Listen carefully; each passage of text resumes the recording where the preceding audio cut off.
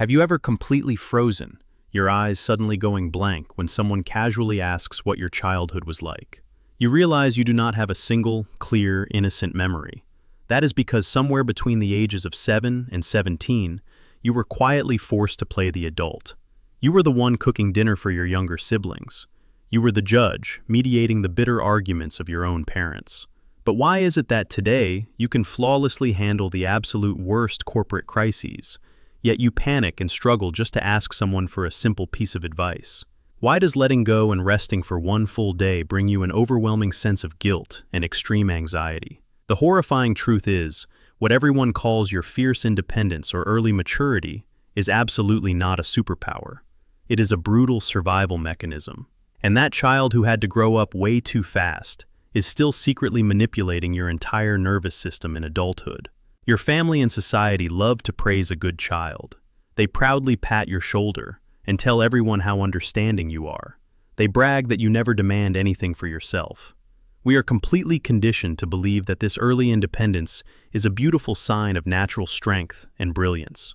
We look at a quiet, self-sufficient kid and see a prodigy of maturity. But clinical psychology uncovers a much darker reality. There is an official medical term for this invisible burden. It is called parentification. According to the groundbreaking research by Dr. Lisa M. Hooper, that flawless and resourceful shell you present to the world is absolutely not maturity. It is a desperate biological adaptation. When the adults around you fail to provide stability, your nervous system cannot afford the luxury of a normal childhood. Instead, it is forced to lock itself into crisis mode. And the true tragedy is that this state of constant high alert becomes your permanent default setting. You did not organically grow into a strong adult. You simply adapted to survive the emotional chaos. Let us look at how this actually shows up in your daily life. Because you were forced to manage adult emotions so early, you developed what feels like a superpower. You have an extreme form of emotional hypervigilance. You can walk into a room and instantly feel the emotional temperature. You know if someone is angry, stressed, or sad before they even speak a single word. You anticipate the needs of everyone around you and fix problems before they even happen. Why? Because when you were little, panicking was never a safe option. You always had to be the calm one. To understand the hidden cost of this, let us look at a man named Huang. Huang is 32 years old. Among his family and friends, he is the ultimate emergency contact. Whenever a financial crisis or a family argument hits, Huang is the one who handles it perfectly. He is a master at putting out fires and carrying the weight of the world on his shoulders. But if you look at his romantic life, you will see a heartbreaking pattern. Huang is constantly drawn to partners who are emotionally unavailable. He is magnetically attracted to broken people who need to be fixed. For Huang, being needed is the exact same thing as being loved. It is the only language of affection his inner child ever learned. So what happens when Huang finally meets someone who is stable, safe, and genuinely cares for him without needing him to fix their life? He suffocates. He becomes intensely suspicious and wants to run away.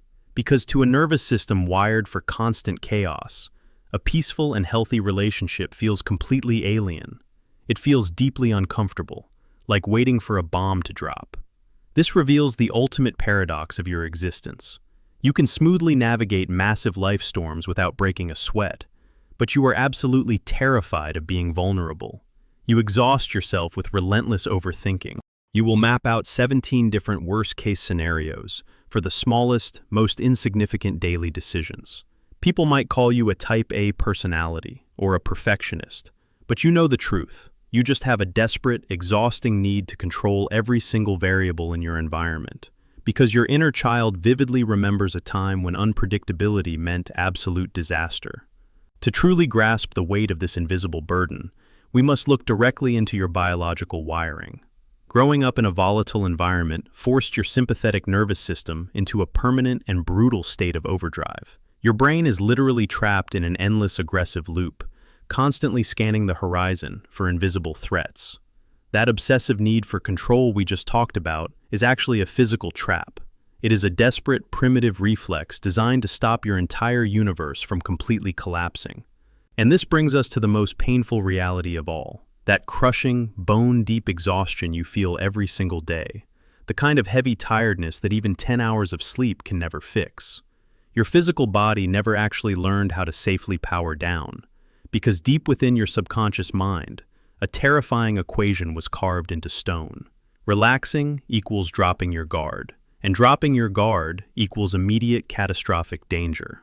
You simply cannot rest because your core identity, your very right to take up space in this world, was tied directly to your usefulness. If you are not actively fixing a problem or carrying someone else's pain, you secretly believe you have absolutely no value at all. The cruelest part of this entire condition is how much society absolutely loves it. The world constantly rewards and romanticizes people who grew up too fast. Every boss wants an employee who never complains. Every friend group wants that low-maintenance person who magically handles their own trauma in silence. You are praised for being fiercely independent. But nobody ever stops to ask what it actually cost you to become this way. Because you are so violently fluent in the exhausting language of emotional labor, you naturally absorb the tension of everyone around you. You make sure the entire room is completely comfortable while you are secretly drowning inside. And this leads to a terrifying kind of isolation. You can be standing in the middle of a crowded room, surrounded by people who claim to love you, and still feel completely alone. You are not lonely in a normal way.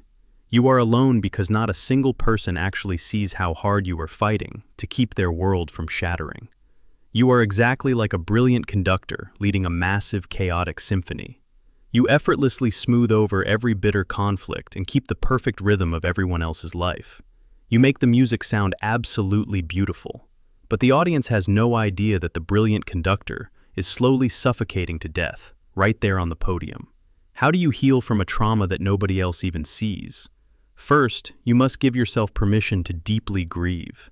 You have to mourn the innocent, messy childhood that was violently stolen from you. You must finally understand that being needed by someone is not the exact same thing as being genuinely valued by them. You are a human being, not a human doing. It is time to drop the baton. You are allowed to completely fall apart. And for the very first time in your life, you are allowed to be a total beginner at letting someone else take care of you. If you recognize your own exhausted inner child in this video, please share your story in the comments below. This is a completely safe space for you. Do not forget to subscribe and join our membership program. Together, we will continue this deep journey of self-discovery and healing. You do not have to carry the heavy weight all by yourself anymore.